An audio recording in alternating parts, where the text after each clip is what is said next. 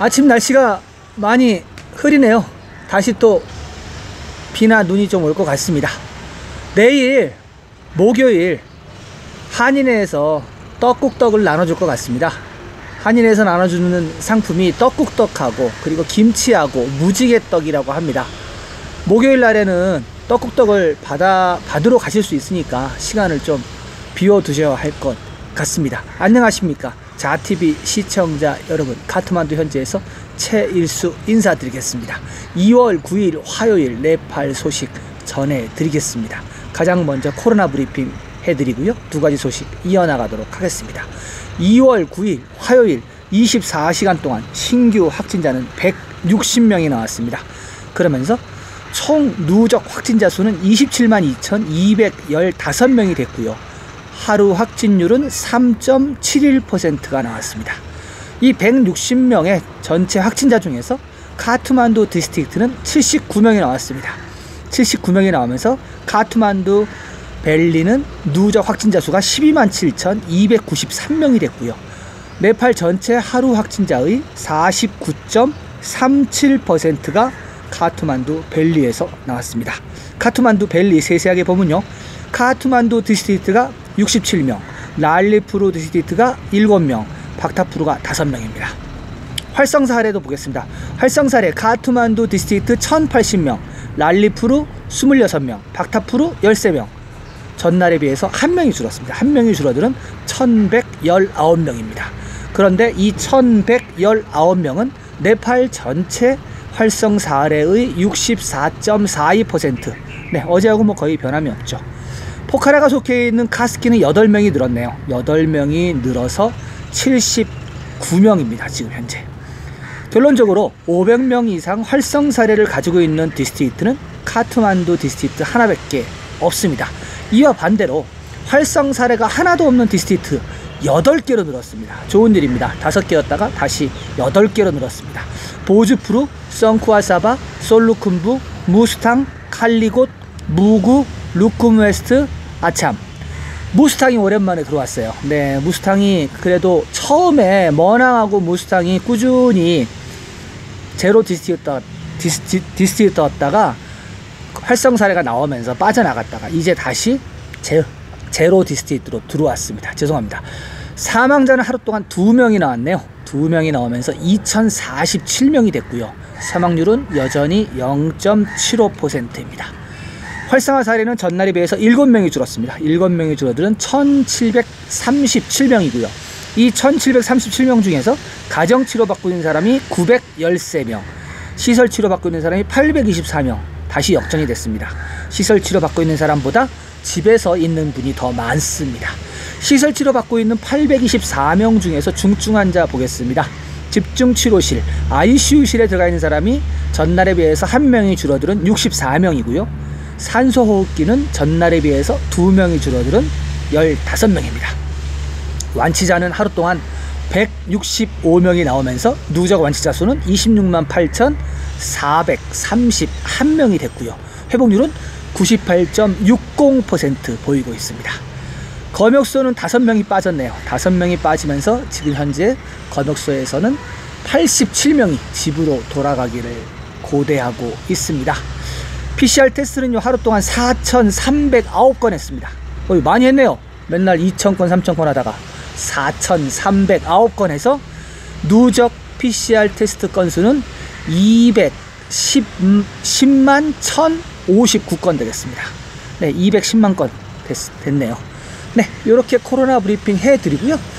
두 번째 소식은 그 카트만두나 그 네팔에 대기 오염이 되게 많이 심하잖아요. 지금 현재 되게 심한데 그거의 이유가 사실 차량이 노후화돼서 대기 오염이 많이 심화된 그런 경우가 되게 많습니다. 그런데 네팔에도 좋은 제도가 있습니다. 20년이 지난 차량은 등록을 취소하는 제도가 있습니다. 근데 정부에서 이 제도를 본격적으로 시작했습니다. 전해드리도록 하겠습니다. 20년 된 7,500여 대의 차량 등록 취소. 물리인프라 및 교통부는 등록한 지 20년이 넘게 된 차량 약 7,500대를 등록 취소시켰습니다. 2015년부터 오래된 차량에 대한 강제 처리 규칙을 시행하고 있습니다. 운송사업가들은 규칙에 대한 재검토를 요구하고 항의하지만 정부는 규정에 따라 20년이 넘는 차량의 등록을 허용하지 않는다는 입장입니다.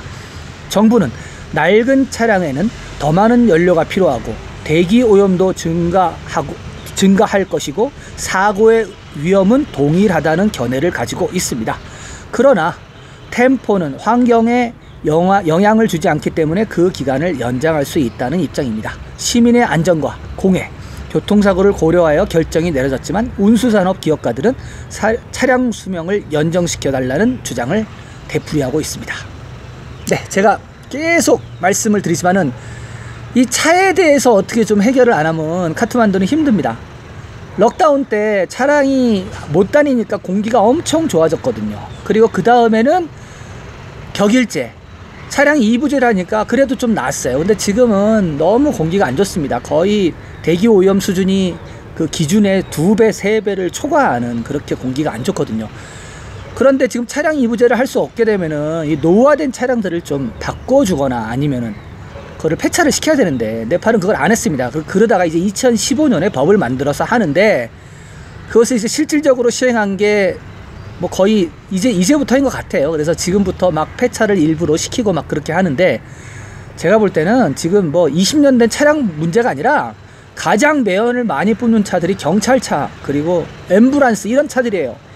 아주 속도를 가속을 해서 가면은 얼마나 시커먼 그 매연이 나오는지 모릅니다. 여기는 매연 검사를 제대로 안 합니다. 제대로 안 하고 측정할 수 있는 장비도 제대로 없고 그러다 보니까 그냥 다니고 그래서 그것을 매연을 저감시켜주는 그 머플러 교체라든지 아니면 불안자 교체라든지 이런 산업 자체가 없어요.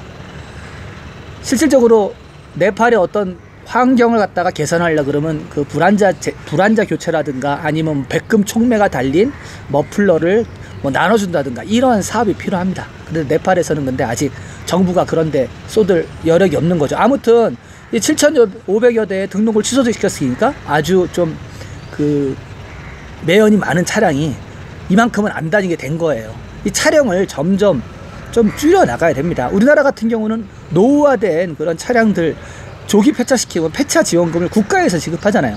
네팔에서 필요한 게 그런 겁니다. 근데 지금 뭐 네팔은 뭐 형편이 그게 안 되죠.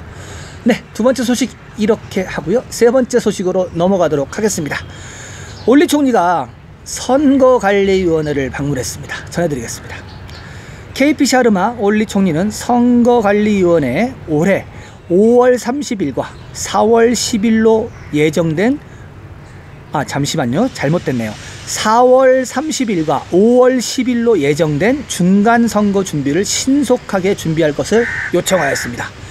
화요일 선거관리사무소를 방문한 올리 총리는 다가오는 선거 준비 작업을 검토하고 선거관리위원들과 논의하였습니다. 디네스 타팔리아 최고 선거관리위원장은 지금까지 수행한 선거 준비 작업, 보안 관리 및 여론조사에 필요한 예산에 대해 올리 총리에게 브리핑하였습니다. 한편 월요일에 열린 강요회의에서는 중간선거가 4월 30일에는 이 프로빈스, 간다키 프로빈스, 꺼널리 프로빈스, 룸비니 프로빈스 등 40개 디스트릭트에서 실시하고 5월 10일에는 바그마티 프로빈스, 극서부 수드로퍼친 프로빈스 1프로빈스 37개 디스트릭트에서 실시할 것이라고 결정하였습니다. 네, 선거가 지금 4월 30일하고 5월 10일 이렇게 두 개로 나눠져 있어요. 제가 왜 선거가 저렇게 두 개로 나눠져 있나 궁금했었는데 그 궁금증이 풀렸습니다. 지금 4월 30일에는 4개 프로빈스에서 하고 5월 10일에는 3개의 프로빈스에서 해요. 이게 왜 그러냐면은 전국적으로 전국 선거를 하면은 그거에 대한 어떤 대책, 뭐 경찰력이라든지 뭐 이러한 그 선거 관리를 할 수 있는 능력이 안 됩니다. 네팔은. 그래서 반반씩 나눠서 하는 거예요. 일단 먼저 4개 프로빈스를 먼저 해서 경찰력과 모든 행정 역량을 그쪽에다 집중시키고 그리고 열흘 뒤쯤 다시 나머지 3개 프로빈스에 다시 모든 역량을 집중시키고 이렇게 해서 선거를 열흘 간격으로 나눠서 한다는 거죠. 그래서 올리 총리가 이렇게 선거관리위원회에 직접 방문해서 이렇게 압박을 가하고 그렇게 되면은 이거 선거 가는 겁니다. 지금 야당들이 계속 시위를 하고 하는데 오늘 수요일도 큰 집회가 지금 시내에서 잡혀 있어요. 시위는 계속 하겠지만 이게 뭐 개는 짖어도 뭐 역사의 수레바퀴는 굴러간다고 지금 네팔의 흐름을 막을 수는 없을 것 같습니다. 그리고 지금 대법원에 계류되어 있는 올리 총리 관련된 여러 청원 사건들 올리 총리한테 유리합니다. 대법원 쪽이 다 올리 총리 파들이 많거든요. 아무튼 4월 5월은 또 네팔이 선거로 또 몸살을 앓을 것 같습니다. 자TV는 매일매일 카트만두 현지에서 이렇게 여러분들께 네팔 소식을 전해드리고 있습니다. 지속적인 업데이트 받아보시길 원하시는 분은 구독해 주시고요. 구독 버튼 후에 나오는 종 모양의 알림 설정 전체 설정으로 해주시기 바랍니다. 그러면은 자TV가 보내드리는 모든 영상을 가장 먼저 받아보실 수가 있겠습니다. 저는 내일도 새로운 소식을 갖고 여러분들을 찾아뵙겠습니다. 시청해주신 여러분 감사합니다.